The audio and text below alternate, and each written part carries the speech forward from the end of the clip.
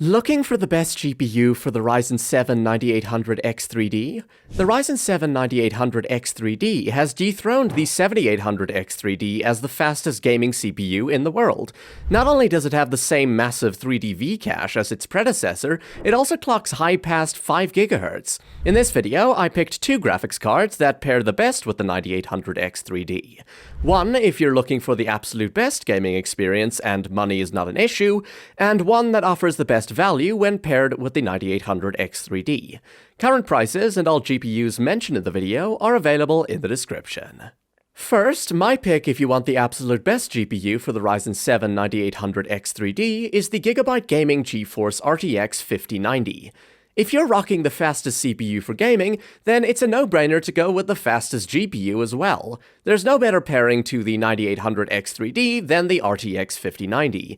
The GIGABYTE Gaming GeForce RTX 5090 is one of the largest graphics cards that I've ever laid my eyes upon. It completely takes up 3 PCIe slots, and the fan shroud encroaches the 4th slot ever so slightly. Wherever you decide to put this card, make sure there's a ton of breathing room. And you're definitely going to need more breathing room because the 5090 is rated to run at a TDP of 575 watts. That's just 25 watts shy of the 600 watt limit of the 12-volt high-power connector. The good news is that the cooler does its job well, keeping the 5090 under 68 degrees Celsius during gaming while producing noise levels below 36 decibels, so you won't even hear it once it's inside a case. Please note that this card has a dual BIOS switch with a performance and a default quiet profile. Switching to the performance profile decreases temps to just about 62 degrees, while the fans spin faster and become slightly audible at just under 40 decibels. The massive size and incredible cooling are useless if the performance is simply not there. The good news is that the 5090 is outright the fastest GPU for gaming and productivity. Simply crank up any game at native 4K to the highest possible graphical settings and play. Games like Stalker 2 and Alan Wake 2 finally run decently with their settings pushed to the limit. The RTX 5090 is the only GPU capable of playing these titles at epic quality settings in native 4K.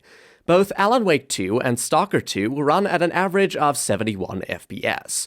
Other high-demanding games, like Cyberpunk 2077 Phantom Liberty, runs at 4K natively with ray tracing and the ultra-graphical preset at around 100 FPS with the new transformer-based upscaling model. The 5090 is also a dream come true for esports fans, so if you ever wanted to play CS2 at 4K with high settings, the 5090 can achieve almost 500 FPS at these settings.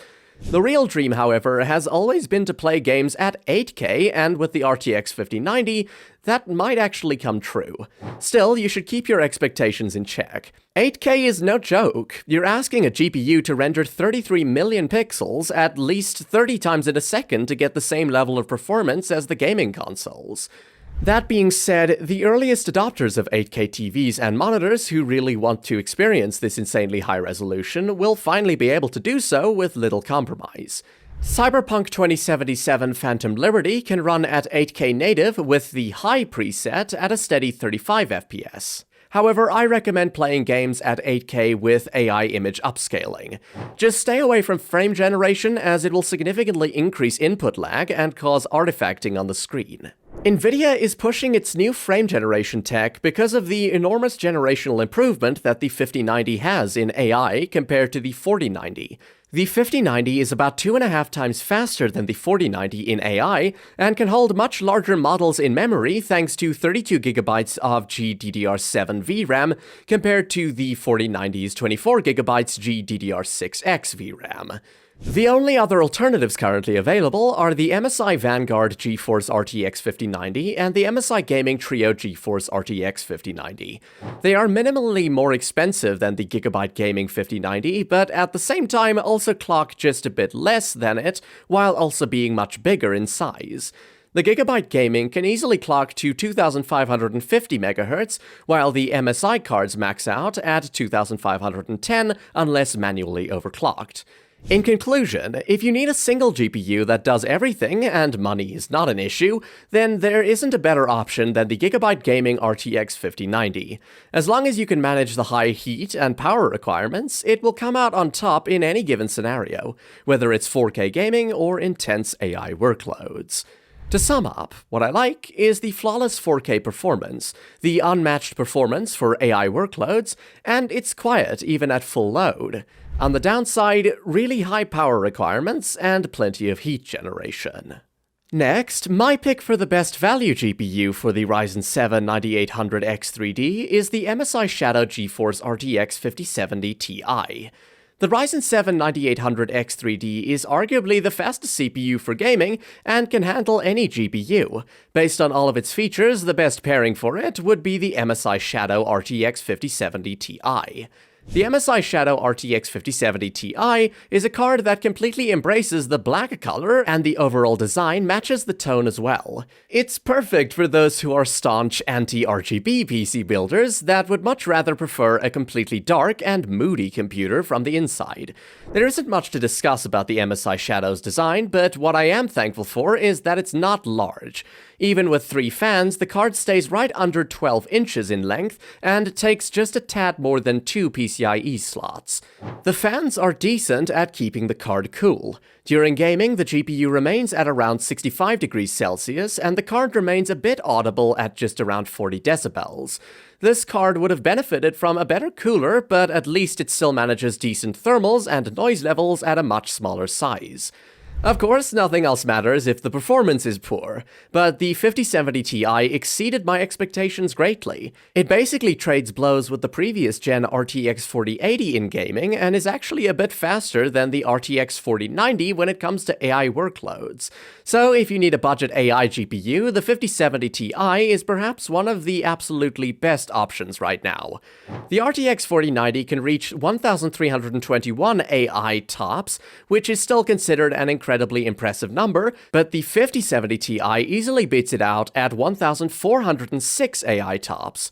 Of course, the 4090 does have more VRAM, so it may still be better than the 5070 Ti if you're trying to load an AI model directly into the GPU VRAM that's more than 16 gigabytes.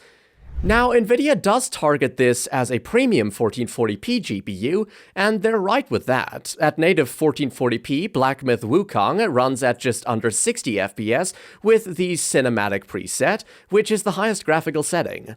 Black Myth Wukong is a super difficult Unreal Engine 5 game, so it makes sense to slightly alter these settings to achieve a locked 60 FPS in this game. Aside from that, Cyberpunk 2077 runs at 1440p with the highest quality setting, including ray tracing, at a locked 60 FPS. Despite that, it can even do 4K gaming at around 50 to 60 FPS. Taking a look at the competition, there are excellent choices from Asus and GIGABYTE, but all of them seem to be out of stock everywhere or far more expensive than even the RTX 5080. The Asus Prime 5070 Ti is a nicer looking card that's quieter and feels more premium, but is nowhere to be found. The GIGABYTE Eagle 5070 Ti is a great alternative with slightly better cooling, but it's much more expensive and not worth considering. The MSI Shadow is only one that's closest to the suggested retail price of the RTX 5070 Ti. All in all, the MSI Shadow RTX 5070 Ti is perhaps one of the best deals in GPUs right now. You get a 1440p gaming beast that can even do 4K gaming really well, and should be a game changer for those looking to work hands-on with AI professionally without spending a fortune. To sum up, what I like is the flawless 1440p raster performance, the excellent 4K raster and 1440p ray tracing performance, and the insane AI horsepower. On the downside, design is devoid of any character, and it should be a bit cooler and quieter. Thanks for staying till the end. Remember, you can check current prices in the description below.